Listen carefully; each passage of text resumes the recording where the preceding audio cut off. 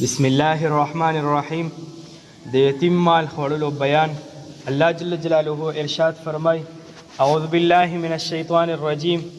ان الذين يأكلون اموال اليتامى ظلما انما يأكلون في بطونهم نارا وسيصلون سعيرا. یعنی بشکه هغه کسان چې د یتیمانانو مالونه په ظلم سره خوري، دوی خپلو خېټو کې اور اچوي او ډیر زر ده چې سوځون کې اور ته به داخل شي.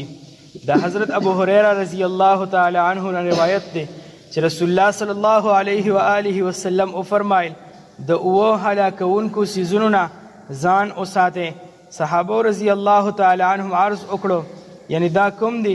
رسول الله صلی الله علیه و آله وسلم وفرمایل: د الله جل جلاله سره شرک کول، جادو کول او د هغې نفس قتلول چې الله جل جلاله حرام کړی دی، مگر په حق سره، او د سود مال خوړل، د یتیم مال خوړل او د جنگ فورس تیښته کول او په پاک دامنو مؤمنو غافلو زنانو باندې تهمت لګول.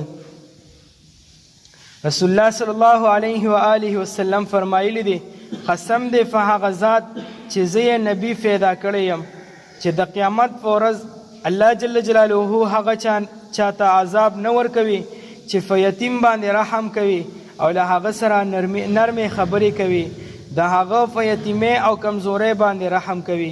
رسول الله صلی الله علیه و آله وسلم فرمایلی دی چې د مسلمانانو په کورونو کې هغه کور ډیر ښه دی چې له یتیم سره ښه رویه کیږي، او د مسلمانانو په کورونو کې خراب کور هغه دی چې له یتیم سره خراب سلوک کیږي. رسول الله صلی الله علیه و آله وسلم فرمایلی دی چې څوک د یتیم په سر لاس راکاږي او په دې کې خاص د الله جل جلاله رضا مقصود وي، نو هغه ته د هر وختو په عوض کې چې د دې لاس لاندې راغلی دی لس نیکۍ ورکولی کیږي.